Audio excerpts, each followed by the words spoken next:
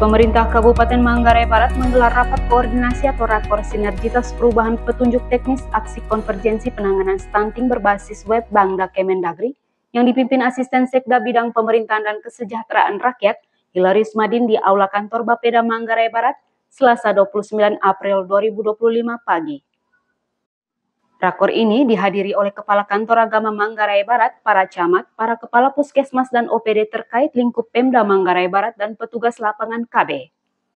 Asisten Hilarius Madin dalam rakor ini menyampaikan bahwa sesuai rekomendasi Kementerian Dalam Negeri RI, sebagaimana draft revisi Perpres 72 tahun 2021, petunjuk teknis aksi konvergensi penanganan stunting kini berubah mulai dari kategori intervensi hingga pengguna aplikasi web Bangda.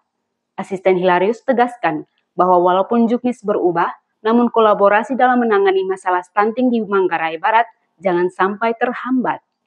Menurutnya, masalah stunting di Manggarai Barat masih memerlukan penanganan yang konvergen, butuh kolaborasi lintas sektor yang holistik dan integratif demi mewujudkan Indonesia Emas pada tahun 2045.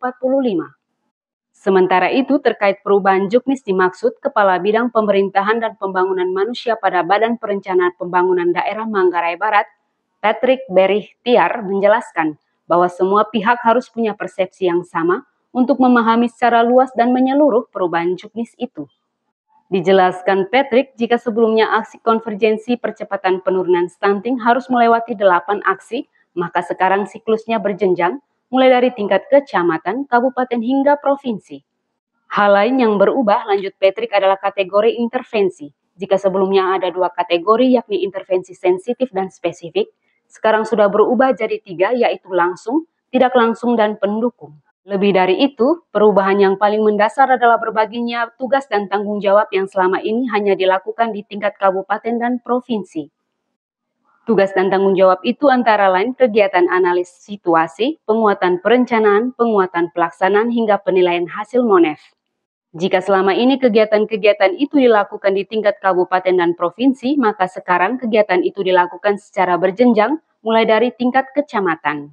Perubahan ini berdampak pada penempatan petugas, mulai dari operator yang mengentri data, verifikator yang memvalidasi data, hingga approval. Tingkat kecamatan, operator dan verifikator terdiri dari 3 orang, yakni Sekretariat Kecamatan, petugas dari Puskesmas, dan PLKB.